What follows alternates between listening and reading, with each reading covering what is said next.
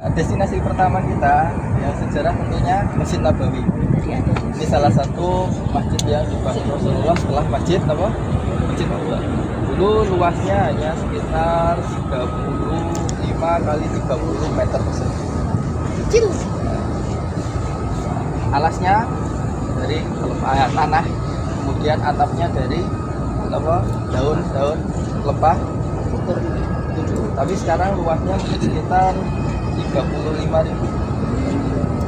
Sudah sangat luas sekali dan masih ada perluasan juga. Nah, itu ya sudah tentu kita ketahui bersama bahwasanya sholat di Masjid Nabawi pahalanya sebagaimana berapa? 1000. 1000. Tidak dipatok hanya sholat ya, doa, ya baca Al-Quran seperti itu. Dan kadang ada yang bertanya, batasan masuk Masjid Nabawi ketika kita doa masuk masjid itu gimana? Apakah masuk pintu masjid atau sebelah mana? Jadi di dalam area ini pagar, kita dikelilingi pagar. Jadi kalau mau masuk masuk masjid itu bisa ketika sudah melewati pagar, sudah bisa mulai doa masuk Masih Allahumma tafli abwaaba rahmatik. Jangan lupa doa sekecil apapun insya Allah bernilai pahala. Bayangkan cuma doa ringkas ya, Allahumma tafli abwaaba rahmatik, masuk 1000 pahala. Seperti itu kan, insya Allah. Kemudian di Masjid Nabawi ada apa? Raudhah min riyadil jannah. Selain Raudhah ada apa? Makam Rasulullah. Nah, untuk makam hanya bapak-bapak yang bisa mengunjungi, sedangkan ibu-ibu tidak bisa. Ini adalah peraturan dari Saudi. Baik itu makam Rasulullah, makam Umar, makam Abu Bakar, dan juga makam Nabi. Itu hanya laki-laki yang bisa mengunjungi. Bahkan dipakai anak kecil pun tidak boleh masuk. Nah, seperti itu. Kifah Bani Sa'idah. Tepatnya di sana, di pojokan sana yang sedang ada renovasi itu. Dulu sebelum direnovasi itu ada pohon yang agak subur di sana. Nah, apakah Sakifah Bani Sa'idah itu apa?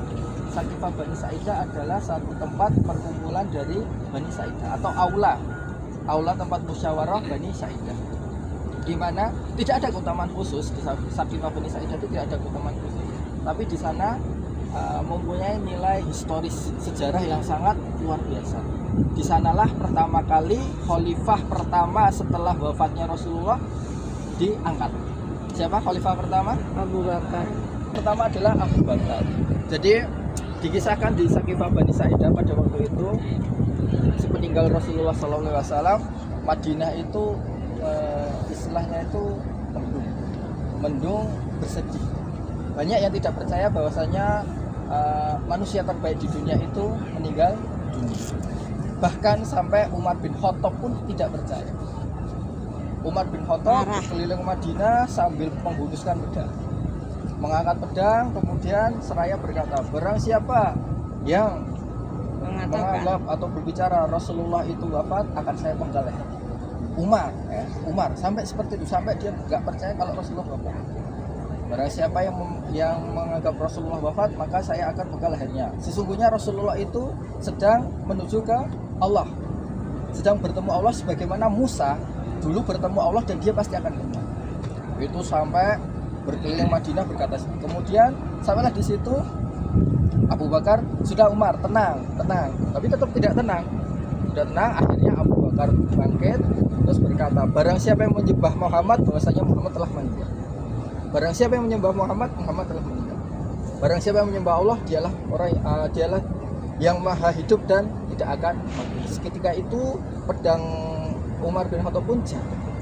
Dia merasa bahwasanya benar-benar bahwasanya Rasulullah SAW telah meninggal dunia. Maka dari itu, setelah itu berkumpullah dari Sakifah Bani Sa'idah, itu dari golongan Ansor, kemudian bermusyawarah siapakah yang akan memimpin atau khalifah sepeninggalan Rasulullah. Kemudian dari Bani Sa'idah itu menunjuk Sa'ad bin Ubadah untuk menjadi khalifah. Abu Bakar tidak setuju. Kenapa tidak setujunya? Beliau menyampaikan bahwasanya Rasulullah pernah bersabda, pemimpin itu dari kaum kafir, pemimpin itu dari Quraisy. Pemimpin itu dari suku Quraisy. Maka dari itu Sakifah Bani Sa'idah awalnya meminta, ya udah, Ansor satu pemimpin, Muhajirin satu pemimpin. Maka dari itu Abu Bakar tidak setuju, tetap bersikukuh bahwasanya Rasulullah telah bersabda pemimpin itu dari suku Quraisy. Maka dari itu para sahabat yang lain pun menerima bahwasanya itu benar-benar sabda Nabi. Dan sini ada hikmahnya. Hikmahnya apa? Kalau Nabi itu sudah bersabda, sudah ada sudah memberikan sabda lewat hadisnya, maka dari itu sahabat langsung mempercayai, langsung mengiyakan. Tidak seperti kita zaman sekarang, disuruh A cari-cari A, sebentar lah, masih ada keringanan, disuruh B, oh masih ada keringanan.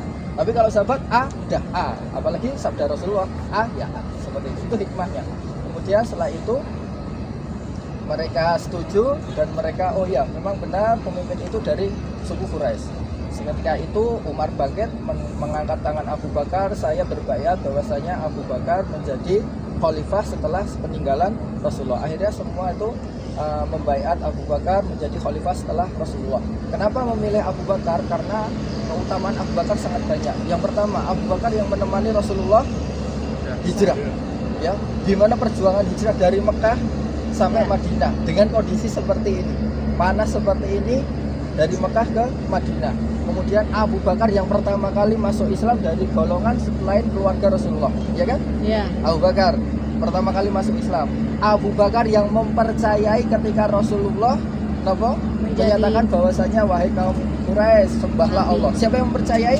Abu Bakar, tidak ada yang lain. Bahkan yang lain mengatakan Muhammad telah gila. Kemudian Abu Bakar yang menemani di Gua Sur ketika dikejar-kejar oleh kaum Quraisy. Ya kan? Ya. Nah, kemudian yang terakhir Abu Bakar lah yang mempunyai anak. Yang menjadi imam ketika Rasulullah tidak bisa mengimami di Masjid Nabawi.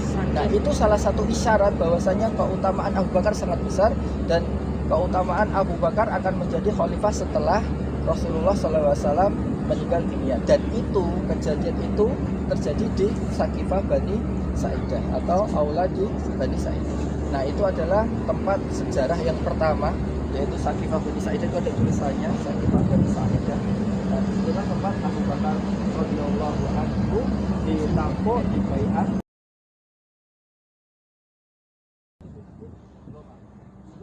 Abi Thalib. Di belakang Masjid Ali itu nanti ada Masjid Abu Bakar. Kemudian yang sebelah sini, yang sebelah agak ke kiri itu Masjid Ghamamah. Dekat.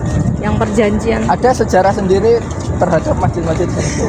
Itu aktif, Pak. Awalnya tidak, cuma karena mungkin tidak dapat menampung banyak, tetap digunakan untuk sholat. Kalau sholat Jumat tetap tidak. Sholat Jumat tetap di Masjid Nabawi. Kalau ada, lah belum pernah ketemu itu. Belum.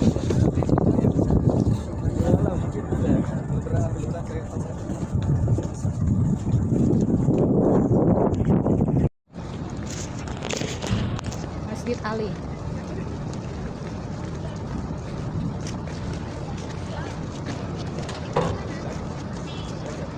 Dari jam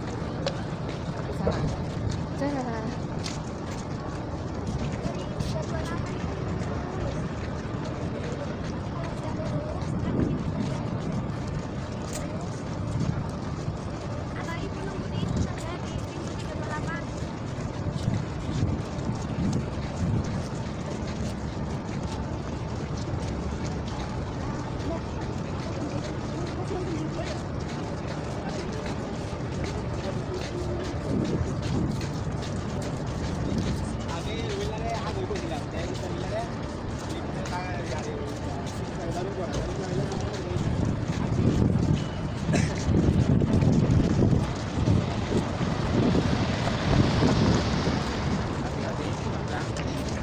Apa pakai tas?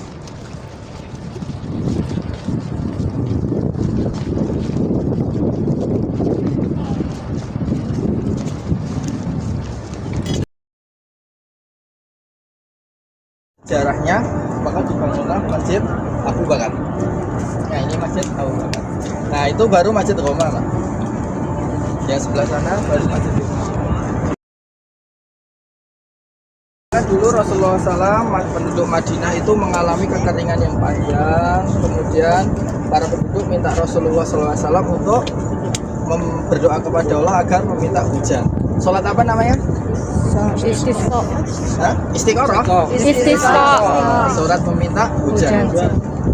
Maka dari itu kemudian atas petunjuk Allah SWT memilihlah tanah lapang sekitar sini. Rasulullah kemudian mendirikan sholat istisqa, mengajak para sahabat dan para penduduk Madinah untuk sholat berjamaah.